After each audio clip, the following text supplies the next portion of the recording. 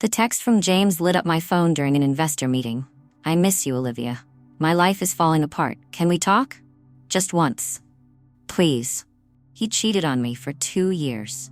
Married the woman he called prettier, more polished, better suited for his world. And now he's drowning in debt, sleepless with a colicky newborn, and desperately trying to reach me, while I calmly present quarterly projections that just made my company worth 8 figures. 2 years ago, that message would have set my heart racing. Today, I glance at my Apple Watch, make a mental note to block yet another number, and continue my presentation without missing a beat. I didn't key his car. I didn't blast his secrets online. I just focused on myself so completely that he can't scroll through LinkedIn without seeing my latest achievement. Because true revenge isn't screaming. It's the silence that follows success, when they realize they lost the only woman who ever truly believed in them, and you're too busy thriving to even notice their regret. James once told me I wasn't presentable enough for certain circles, so I became the woman those circles now compete to recruit. And now? He watches, he texts, he waits in my lobby. I never thought my greatest revenge would be becoming everything he said I couldn't be. I wasn't always this confident woman in a corner office. 10 years ago, I was Olivia Kim, a shy computer science major at Washington State University. My Korean immigrant parents had sacrificed everything to give me educational opportunities they never had. Dad worked double shifts at his auto repair shop while Mom managed a small alterations business from our living room. Their one non-negotiable rule: education comes first. So while other students spent weekends at parties, I was coding in the library until closing time, working part-time at the campus IT help desk, and maintaining my scholarship with straight A's. My roommate joked that I was allergic to fun, but I knew what was at stake. This degree wasn't just for me, it was for my parents who had left everything familiar behind so I could have choices they never did. I wasn't completely without a social life, though. I had a small circle of friends, mostly other STEM majors who understood the pressure of demanding coursework. We'd gather for study groups that occasionally evolved into late-night conversations about our dreams. Mine was clear: become a senior developer at a major tech company, create innovative solutions, and eventually start my own business. My focus had always been on intelligence and ability, not appearance. I dressed for comfort in hoodies and jeans, pulled my long black hair into a practical ponytail, and rarely wore makeup beyond occasional lip gloss. My glasses were functional, not fashionable. Why waste time on superficial things when there was so much to learn? "You have such potential," my advanced algorithms professor once told me after class. "Your mind works differently. You see elegant solutions where others overcomplicate. Don't let anything distract you from that gift." I took that advice to heart. I was determined, ambitious, and completely unprepared for what happened when James Turner walked into the computer lab in the spring of 2007 and changed everything. The first subtle shift happened after James's father offered him a position managing one of their smaller commercial properties after graduation in 2011. Suddenly, there were business dinners I wasn't invited to, networking events where he'd say, "It's just boring work stuff, Sarah. So, you wouldn't enjoy it." His circle of friends changed too. Country club members, private school alumni, people with family names that appeared on buildings. The few times I joined these gatherings, I noticed how his demeanor changed around them. Louder, more boastful, dropping references to exclusive places and experiences I'd never shared. "You're so quiet around my friends," he'd comment on the drive home. "You need to learn to make more of an impression." Then came the suggestions about my appearance, subtle at first, framed as helpful advice. "Have you thought about highlights? Jennifer's stylist is amazing," or "That blazer is a bit academic. We should take you shopping somewhere with more elevated pieces." When his father's company landed a major downtown development project in 2012, James was put in charge of several aspects of it. His salary jumped, and suddenly everything about his lifestyle changed. His car, his wardrobe, the restaurants he frequented. "You should consider contacts instead of glasses," he said casually one evening. "And maybe we could get you a personal trainer?" My new assistant lost 15 pounds with this amazing guy. I told myself these comments came from a place of care, that he just wanted to share his new world with me. But as he became more embedded in Seattle's business elite, the gap between us seemed to widen instead of close. By 2013, things had shifted in ways I couldn't ignore. James was traveling frequently for business, his texts becoming shorter and less frequent. When we were together, he was constantly checking his phone, smiling at messages I wasn't allowed to see. There were unexplained charges on shared accounts, flowers I never received, restaurants we'd never visited together. When questioned, he'd brush it off, just client gifts, or taking the team out after closing the Henderson deal. I forgave the canceled dates, the missed anniversary dinner when he claimed to be stuck in Portland with investors. I made excuses for him to my friends, to my family, and worst of all, to myself. The night of my father's heart attack, James didn't answer my calls for hours. When he finally called back at 3 a.m., I could hear music and laughter in the background. "Sorry, babe. Brutal day of meetings. How's he doing?" Something was breaking between us, but I couldn't yet see that it had been broken for longer than I knew. On an otherwise ordinary Tuesday in March 2014, my world collapsed with a single Instagram notification. James Turner has been tagged in a photo. I clicked it absent-mindedly while waiting for code to compile at my desk, and froze. There was James, his arm wrapped around a stunning blonde woman I'd never seen, standing on a yacht with the Miami skyline behind them. The caption read, "Weekend getaway with my love. 2 years and counting." 2 years. The timestamp showed it was posted during the weekend. James had told me he was at a real estate conference in Chicago. I scrolled through her profile with trembling hands, and each image was another bullet to my chest. There they were in New York, Paris, Aspen, places I'd begged to visit, only to be told we couldn't afford trips while he was building his career. In her photos, James looked different. Designer suits, new haircut, a confident smile I hadn't seen in months. They had a whole life together, a better life than the one he shared with me. My phone buzzed with a text from him. "Working late again. Don't wait up." I left work early, drove to his condo, and used the key he'd given me for emergencies. With clinical detachment, I searched for evidence I now knew I'd find. In his closet, women's toiletries hidden behind his suits. In his desk drawer, theater tickets, restaurant receipts, a jewelry store purchase for a diamond bracelet I'd never received. When he finally walked in at 11 p.m., I was sitting calmly at his kitchen counter, evidence laid out like crime scene photos. "Who is she, James?" His face drained of color. No denial. No explanation. Just 4 words that would echo in my mind for years. "She's more my type." The next 2 weeks passed in a fog of betrayal.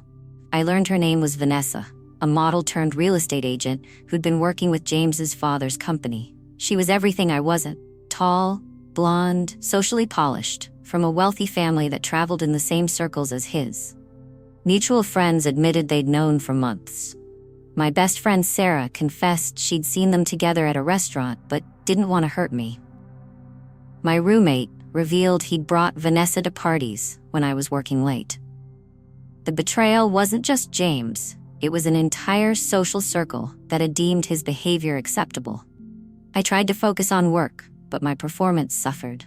During a crucial presentation, I froze when I spotted a woman who looked like Vanessa in the conference room. My supervisor pulled me aside afterward. "Whatever personal issues you're dealing with, they need to stay at home. This isn't like you, Olivia." At night, I'd scroll through her Instagram, comparing myself to her perfect images, analyzing the life James had chosen instead of ours. I stopped eating, barely slept, and avoided calls from family and friends. My mother, worried after not hearing from me for days, found me in my apartment surrounded by takeout containers and unwashed clothes. "This isn't my daughter," she said, pulling open the curtains I'd kept closed for a week. "My daughter doesn't let anyone, especially not some foolish boy, determine her worth." James's response to being caught was complete erasure. He blocked my number, removed me from all social media, and told mutual friends not to discuss me. When I went to collect my things from his condo, everything I'd ever left there was packed in boxes in the lobby with the doorman.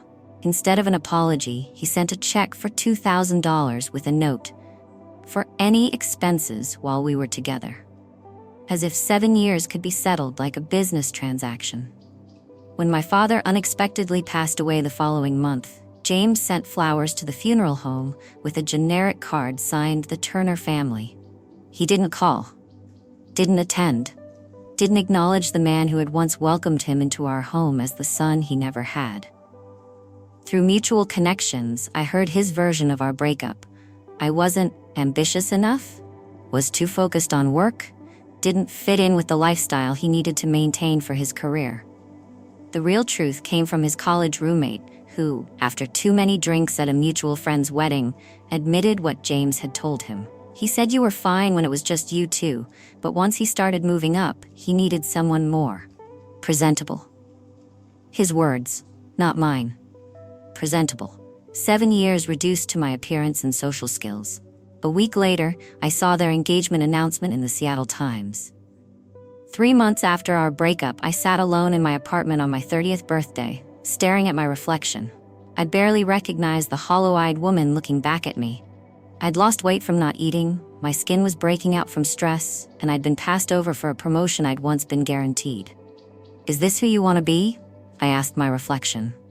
"The girl who falls apart because a man decided she wasn't enough?" Something shifted inside me that night. A quiet rage ignited, not at James, but at myself, for giving someone else so much power over my self-worth.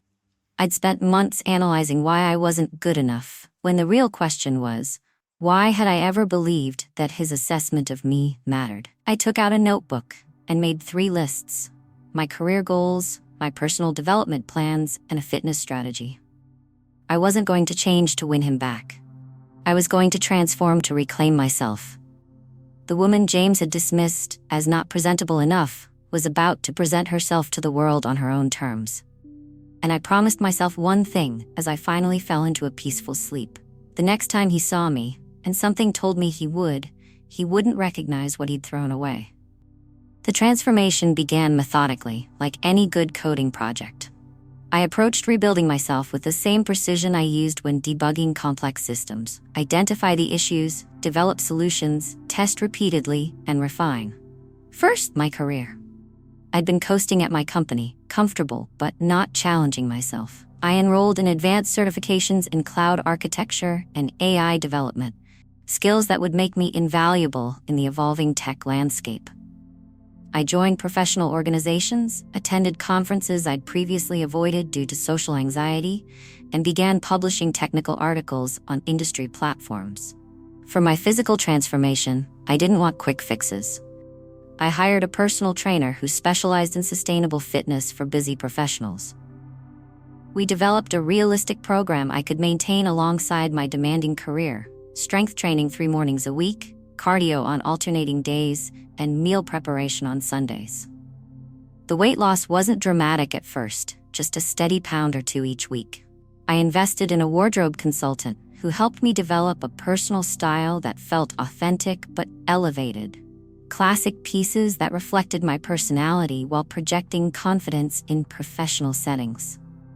I replaced my outdated glasses with modern frames that complemented my face shape, learned basic makeup techniques that enhanced my features without feeling like a mask.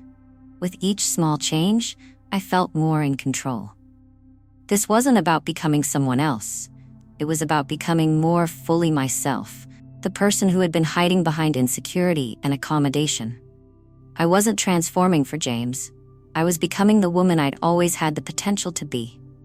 6 months into my personal development plan, I received an unexpected opportunity. Microsoft was looking for a senior developer to lead a new AI initiative. The position would mean a 40% salary increase and a chance to pioneer technology I was passionate about. I applied without telling anyone, treating the interview process like my own secret project.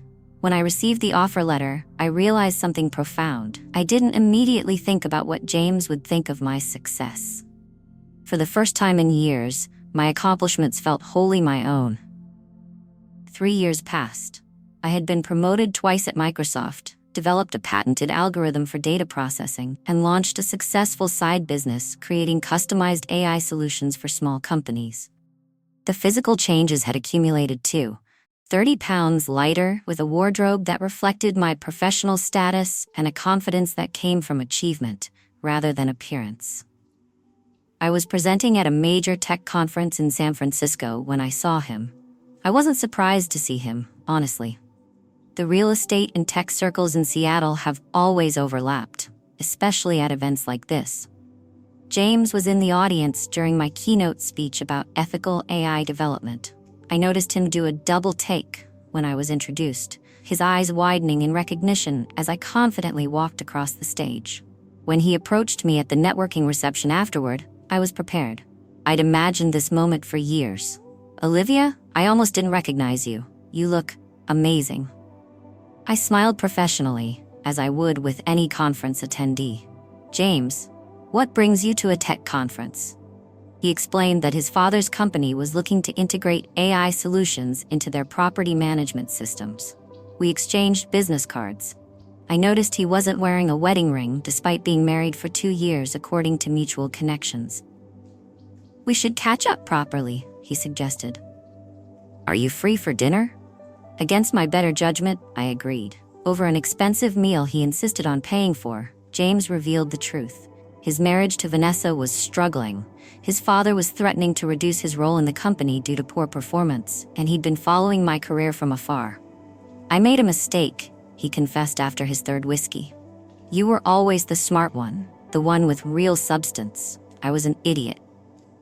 For a dangerous moment, I felt the pull of old emotions. Validation, vindication, a surge of power at his regret. When he reached for my hand across the table, I didn't immediately pull away. When he kissed me outside the restaurant, I briefly responded before stepping back. That night in my hotel room, his texts became increasingly emotional. "I never stopped thinking about you. Vanessa and I are basically separated.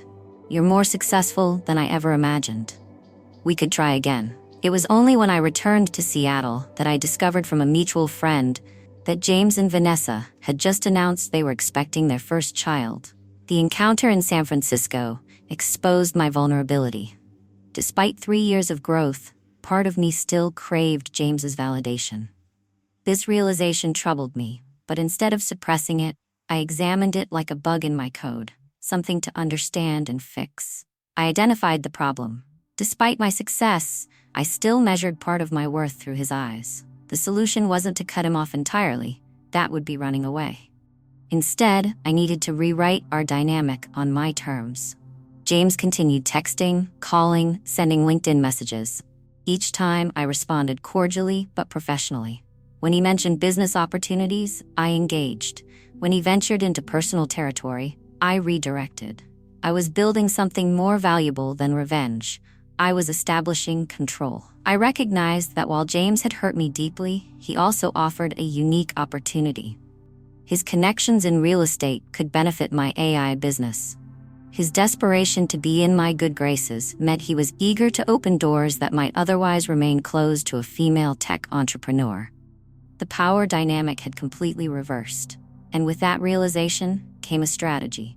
I could maintain a professional relationship that benefited my career while establishing boundaries that protected my heart. 6 months after our San Francisco reunion, James invited me to consult on a major smart building project his company was developing. The contract would significantly expand my side business and provide a case study for attracting similar clients. During this period, I learned through industry news that James and Vanessa had welcomed a baby girl. A week later, he was in my office discussing implementation timelines, as though his personal life was entirely separate from our professional interactions. "I'm getting married," I told him casually during one of our meetings, watching his expression carefully. I'd been dating Michael, a kind and brilliant neurosurgeon, for a year. James's face fell momentarily before he composed himself. "He's a lucky man. Is it happening soon?" "Next spring," I replied. "Just something small." That evening, a delivery arrived at my home, an extravagant arrangement of roses with a card reading simply, "I'm happy for you, truly, Jay." 2 days later, he offered to increase my consulting contract by 30%, citing exceptional preliminary work. I accepted both the flowers and the contract increase with a polite thank you email. I understood exactly what was happening. His attempt to maintain connection, his professional generosity motivated by personal regret. I also understood that I was allowing it for strategic reasons. As I reviewed the lucrative contract that would help fund my wedding and grow my business, I realized I had reached a crossroads. I could walk away completely, or I could navigate this complex dynamic with my eyes open, taking what benefited me while giving nothing of myself that mattered. I chose the latter, aware that the real test of my transformation wasn't in rejection, but in engagement from a position of strength. The woman James had once dismissed was now someone he couldn't afford to lose, professionally or personally. The game had changed entirely, and I was the one making the rules. Over the next year, my consulting relationship with Turner Properties expanded beyond the initial smart building project.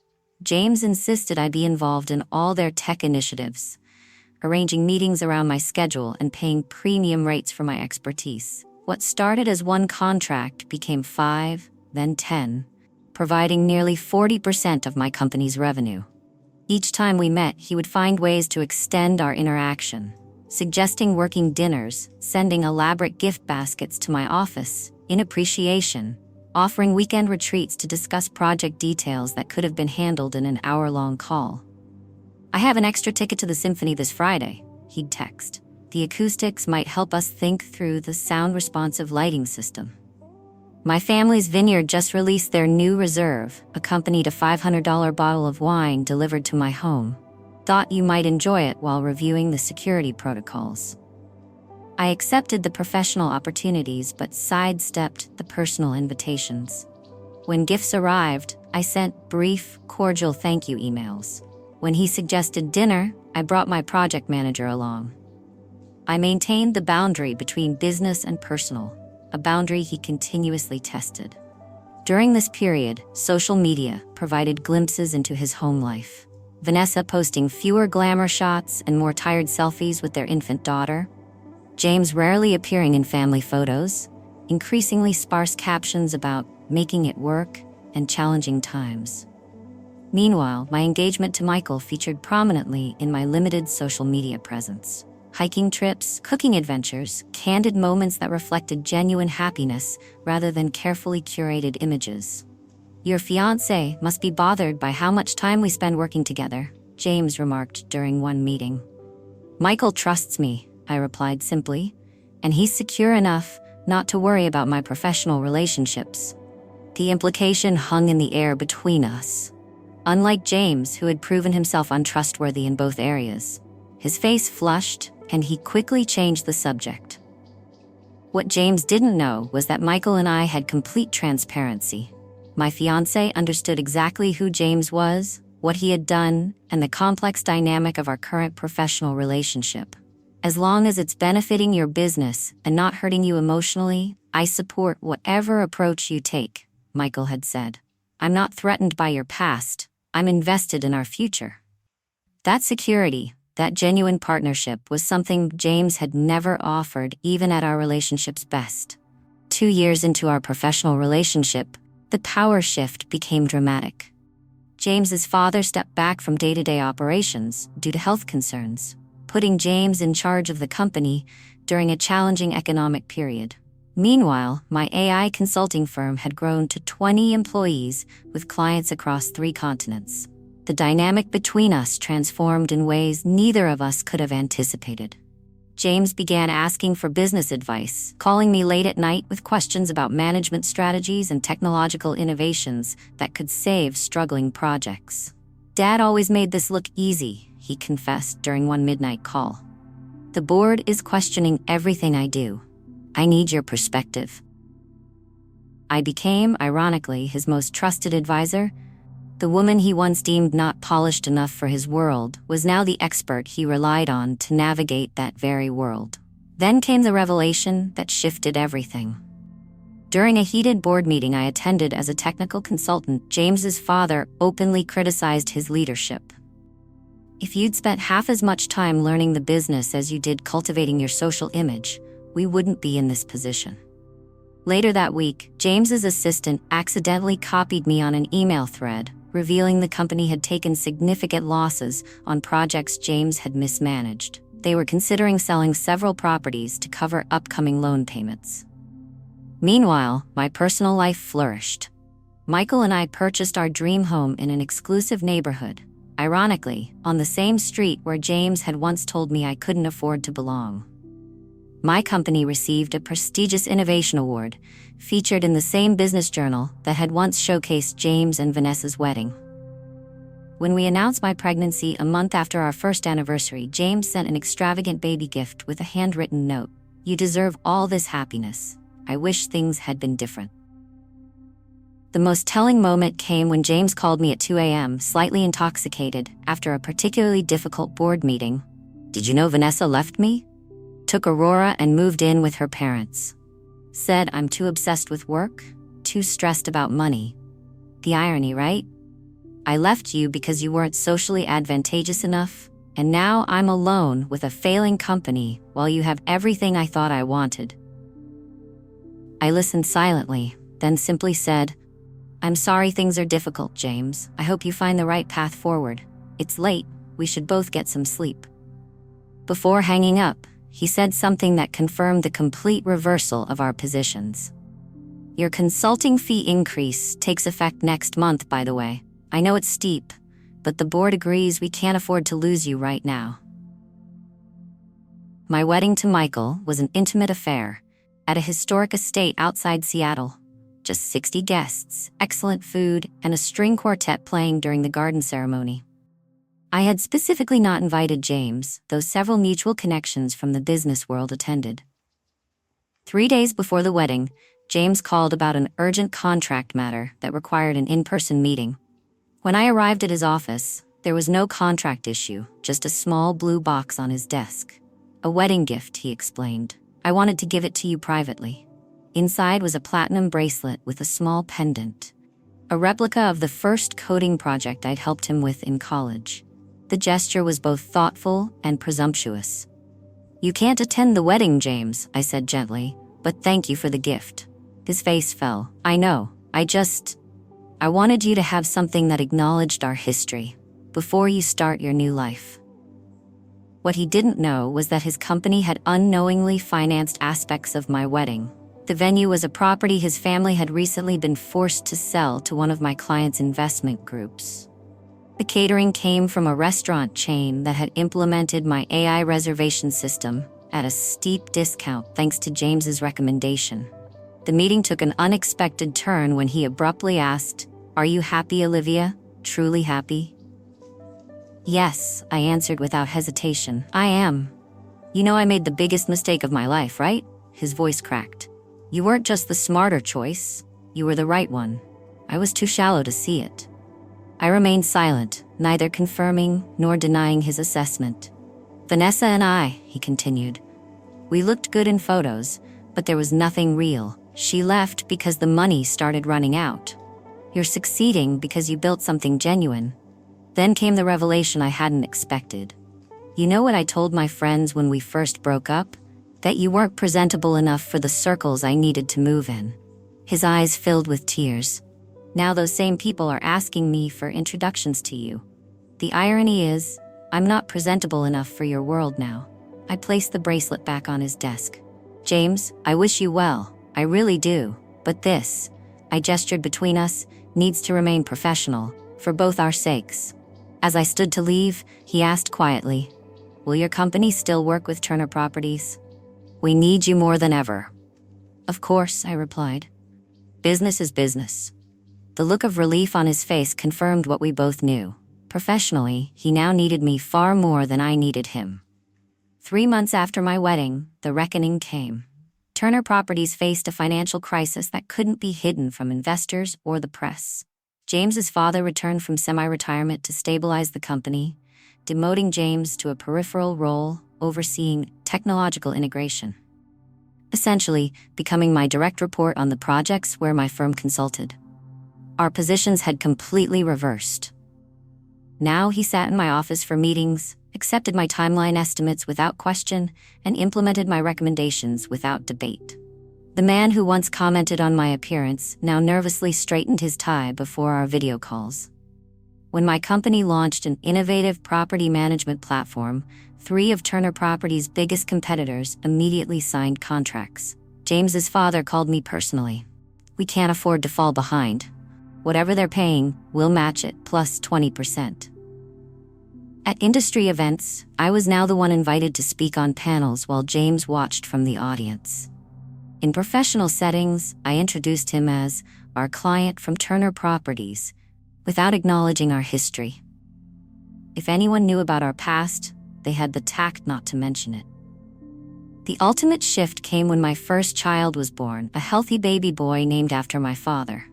James sent an elaborate gift basket with a note congratulating Michael and me. 2 weeks later, industry news reported that Turner Properties was being partially acquired by a larger development company where Vanessa had recently become director of marketing. When James called to tell me he'd be transitioning off our projects due to restructuring, his voice was hollow. "I just wanted to say that working with you these past few years has been illuminating. You built something remarkable, Olivia. I should have seen your potential back then." "Thank you, James. I wish you well with the transition." After a pause, he added, "For what it's worth, I've respected the boundaries you set. I never told anyone about us, about how we were before." "I know," I replied. "And I've kept our past separate from our professional relationship as well." What I didn't tell him was that his referrals had helped my company secure contracts worth millions, that his desperate need for my expertise had allowed me to charge premium rates, that his father now consulted me about technology investments outside of Turner Properties. I had achieved the ultimate revenge without a single act of malice, complete success on my terms, built partially on the connections and opportunities provided by the very person who had once deemed me insufficient. When we ended the call, there was a finality to it that we both recognized. The chapter was closing, not with confrontation or drama, but with the quiet acknowledgement that our reversal of fortune was complete. 3 years passed since that final professional conversation with James. Occasionally, news about him crossed my radar. He'd left Seattle for a smaller market after the company restructuring, tried to launch his own development firm that quickly folded, then joined a mid-sized property management company at a level well below his previous position. Though we no longer worked together, he maintained a peculiar orbit in my life. Each year on my birthday, expensive flowers arrived at my office with a simple "thinking of you" card. When my company was featured in Business Insider, he sent a congratulatory email. When we launched a new product, he was among the first to share it on LinkedIn with effusive praise. These gestures required no response, and I offered none beyond basic courtesy. The dynamic had evolved into something unexpected, a one-sided connection where he seemed determined to remain somehow relevant to my success story. My own trajectory continued upward. My AI firm expanded internationally, our property management platform becoming the industry standard. Microsoft acquired one of my patents for a significant sum. Michael's neurosurgery practice thrived, and our family grew with the birth of our daughter. We purchased a vacation home on Lake Washington, ironically, 2 doors down from a property once owned by James's family before their financial troubles. The most surreal moment came when James reached out through a mutual connection, seeking investment for a new venture. His proposal was actually innovative, a sustainable housing concept targeting middle-income families, but undercapitalized and poorly structured. After reviewing the business plan, I decided to provide partial funding with clear terms, restructuring the financial model to make it viable. "I didn't expect you to help," he admitted during our brief investment meeting. "Why would you, after everything?" "It's a good concept that deserves development," I replied simply. "Business decisions shouldn't be personal." What I didn't say was that I recognized something in his proposal, a return to the idealism he'd shown in college before ambition and image overwhelmed his better instincts. The funding came with a condition: he would work with an experienced mentor from my professional network. It wasn't charity. It was a calculated investment in a potentially valuable business model. When the project broke ground a year later, I declined the invitation to the ceremony. My name appeared in small print on the investor list, nothing more. The boundary remained clear: professional support without personal involvement. On a rainy Seattle afternoon 7 years after our breakup, I found myself at the same coffee shop where James and I had spent countless hours during college. I was meeting a young female developer I was mentoring, but she was running late, giving me unexpected moments of reflection. I realized something profound as I waited. I couldn't remember the last time I had thought about James in terms of what he had done to me, rather than as simply another connection in my professional network. The pain had faded so completely that recalling it required effort. Watching a young couple at a nearby table, she coding on her laptop, he sketching building designs, I felt a strange sense of closure. Their dynamic reminded me of James and me in the beginning, before status and appearance became his priority. When my mentee arrived, apologizing for the delay, she asked about my distant expression. Just remembering who I used to be, I told her, and appreciating who I became instead. Later that evening, as Michael and I prepared dinner together while our children played in the adjacent family room, I found myself sharing this moment of reflection. "Do you ever regret how things worked out?" he asked, genuinely curious. "If James hadn't betrayed you, your life might have taken a completely different path." "I don't regret a single step that led me here," I answered honestly. The pain was real, but so was the growth that followed. I had to lose someone who didn't truly value me to become someone who completely valued myself. What had once seemed like the worst betrayal had ultimately been the catalyst for my best transformation. The woman James had deemed not presentable enough for his world had created her own world instead. One based on authentic achievement rather than appearance, on genuine connections rather than social positioning. The most healing realization was that I no longer compared myself to Vanessa or anyone else. The insecurity that once defined me had been replaced by a quiet confidence in my own worth, not because of how I looked or who validated me, but because of what I had built, both professionally and personally. Years after discovering James's betrayal, the landscape of my life was unrecognizable from those painful early days. My company had been acquired by a major tech firm, allowing me to launch a foundation supporting women in STEM fields. Michael and I balanced thriving careers with raising our 2 children. We traveled extensively, enjoyed deep friendships, and built a life based on mutual respect and genuine partnership. The lessons from that pivotal betrayal had shaped my approach to everything: business decisions, friendships, parenting, mentoring young professionals. I learned to recognize authentic connections versus transactional relationships. I developed an unwavering trust in my own judgment. Most importantly, I discovered that recovering from betrayal wasn't about getting even, it was about getting better. When asked about my success at speaking engagements, I never mentioned James or the betrayal that became my turning point. Instead, I spoke about resilience, self-reinvention, and the power of focusing on substance over appearance. The real story remained private, not out of shame or lingering pain, but because the catalyst mattered less than the transformation it sparked. In my foundation work, I often mentored young women struggling with confidence and self-image. "Your worth isn't determined by someone else's ability to recognize it," became my frequent advice. And sometimes the people who walk away from you are accidentally doing you the greatest favor. Last month, a notification appeared on my phone, a LinkedIn connection request from James. His profile showed he had found moderate success with his sustainable housing venture, though nothing approaching his earlier ambitions or my current position. His message was simple: "After all these years, I still consider meeting you one of the most fortunate events of my life, despite how badly I handled it. Your success has been inspiring to watch from afar." I accepted the connection without responding to the message. Some acknowledgments require no answer. The truth is, I've made peace with our history. The woman who once desperately sought his approval now barely thinks of him beyond occasional professional awareness. The revenge I never consciously planned but thoroughly achieved wasn't in watching him struggle or benefiting from his connections. It was in completely transcending the limited identity he assigned me.